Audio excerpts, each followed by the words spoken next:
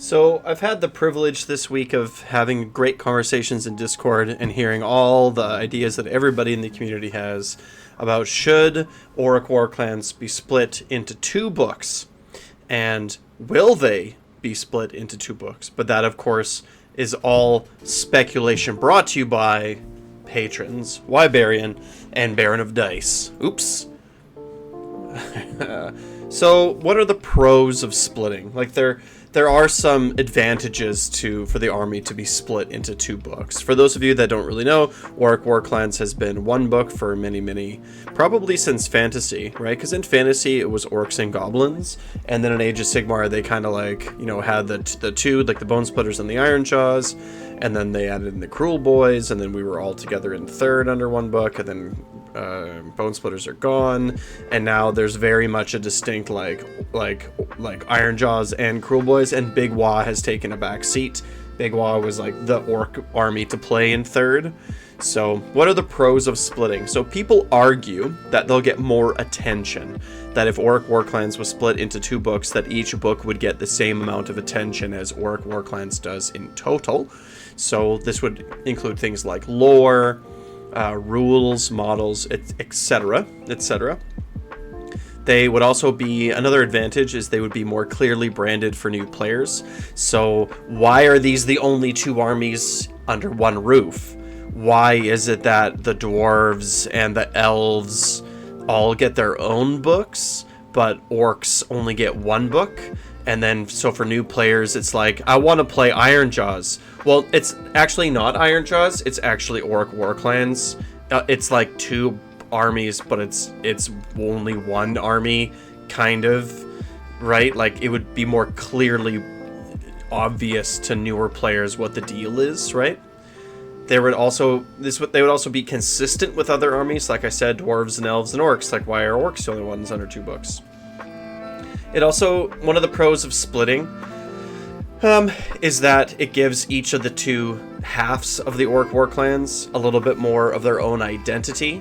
So if they were two books, they would probably need to have their own set of manifestations, and they would also need to have their own set of faction terrain. The Boss Rock Tower / Scare Gob Totem that comes with different pieces for the two different Orruk Warclans, so you can build it according to how you want it to look, is a good solution to this. Like, in the future, you could have, the you could split them in this way and make it work that way. But the manifestations are kind of strange because, like, they're kind of like both but neither. Actually, I'm not even sure about that. I need to double check this actually. The Mork Spit Marsh, does it have an Iron Jaws? Oops. Does it have an Iron Jaws? Why can't I see anything? That's weird. Does it have an Iron Jaws way to build it? I think it does. Games Workshop, whatever. I'm not going to bother. But you kind of get my point. It's like, why would Iron Jaws have a marsh? Even if there is an Iron Jaws bit that you can put on it, it doesn't really make sense. The Foot of Gork makes sense for Iron Jaws. It makes sense for Cruel Boys too, but it is more Iron Jaws focused. And the marsh doesn't make any sense for Iron Jaws. Like, why would they have this like Mork Spit Marsh? It doesn't matter, right? It's also super confusing for content creators when they talk about Orruk Warclans, because are they treated as two armies? I mean, they are, right? Like, for tier lists and for everything else, it's like Orruk Warclans are treated like they are two different armies. So, yep. So those would be the pros of splitting. For the cons of splitting, you would have to buy two different books. If you're an Iron Jaws and a Cruel Boys player, you would have to buy both of these books separate from each other, so it would increase the cost. This is one of the reasons that people think that we will actually see two Orruk Warclans books. People made that comment over and over and over again in Discord. But I think the really big con is that Big Waaagh might disappear, right? You might actually no longer have an army that is called Big Waaagh that you could take Cruel Boys and Iron Jaws in together and play them as if they were one army. There are workarounds for this. For example, you could have like an army of renown that is in both of the Ironjawz and the Kruleboyz books that's called Big Waaagh and says that you can take the other faction. And this might actually be really cool, because if both the Ironjawz and the Kruleboyz have their own Big Waaagh armies of renown and they're different, that could be super cool. It's like maybe you can include, in the Ironjawz one, maybe you could include, like one regiment that can't be the general, that's all Kruleboyz, and it can be anything you want. And maybe it's vice versa in the other one, and then maybe the rules are different, right? So it's like they have, like, that could be pretty cool. But there is a risk that if you do split the books that you lose Big Waaagh. If you remember, in 3rd edition, Big Waaagh was the army to play. Kruleboyz were pretty junk. Ironjawz were fine, but they just were pig spam. But I had so much fun playing Big Waaagh in 3rd edition. I had a unit of Gore Gruntas, I had a big pig, I had some goblins, I think it was the Snarlfang Riders that were allied in, I had Bolt Boys, I had Swamp Kala Shaman, I had some Ardboys as screens, I had some Brutes. Like, I had so many, and a Wurgog Prophet, of course. How could I forget the only good Bone Splitters unit in Big Waaagh? But I had all of these units mixed together, and it was so much fun, and it was super strong. I went 3-2, had my very first GT. It was so good. So, I don't know. Like, if we look at the pros and the cons of Ironjawz or of splitting Orruk Warclans into 2 books, I don't really know how I feel about it. I think that I would be, like, because who buys books, right?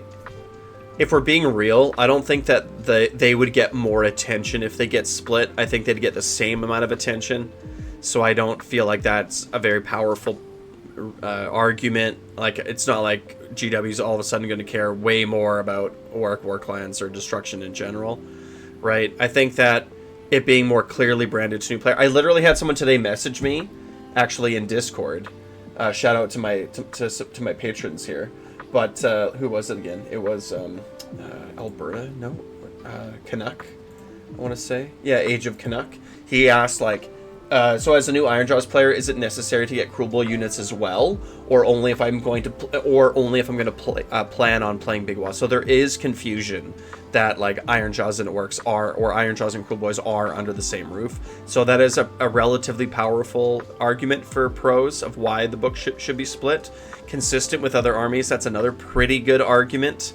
Lack of identity, I think that's another relatively good argument. I wouldn't actually mind having my own manifestations. Like, it's like you should have the manifestations of Gork and you should have the manifestations of Mork, and they should be different from each other, right? And they should be, like, more specific. I don't think that'll happen, right? So yeah, I mean, like, I think that I would like to see the books split if we can keep Big Waaagh. Our regiments of renown don't count. People were saying that, oh, you can just take, like, a regiment of renown. It's not the same thing. I want to be able to, like, pick and choose what Ironjawz and what Kruleboyz units I put in the same book. So GW, if you're out there, if you're listening, shout out. No shout outs. But I would love to see, if the books do get split, I would love to still see a Big Waaagh as a rule. It should be in at least one of the 2 books, or it can be a supplement, right? It can just not be in either book and just come out all on its own and say, here's a rule for Big Waaagh. It could stay exactly the same as it is right now. I just think it's super fun to be able to put everything on the table and play it like that. I think it's great. I would also love to see, if I'm being totally honest, I would love to see a Big Waaagh where Kragnos has to be the general, and you can also take, like, Gits as well. Like, I would love to see my Orcs and Goblins all being on the table and being able to pick and choose and whatever, right? But I know that's probably not going to happen. So, yep, that seems reasonable to me. Okay, so the next question is, will GW split Orruk Warclans into 2 books? So I think that the probability that it happens, obviously, in 3rd edition in 4th edition is 0, because we've already got our book. So the question is going to be, will it be happening in 5th edition? I think that for GW, there are some pretty good reasons why they would want to. Like, for example, they do want to have 2 different books to sell. I think that's obviously in their advantage. I do, however, think that there is a slight problem. Is what are they going to do with the manifestations?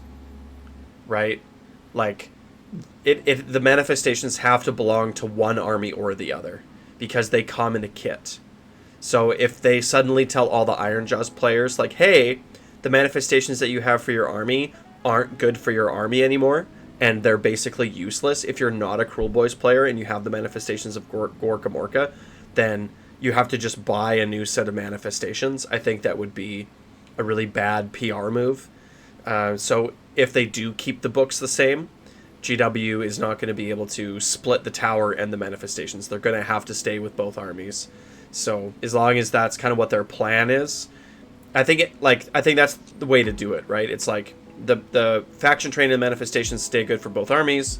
It kind of has to be that way. I don't think it can be any other way. Let me know what you think down below. Should they split? Will they split? Join the Discord. Like, subscribe. Waaagh.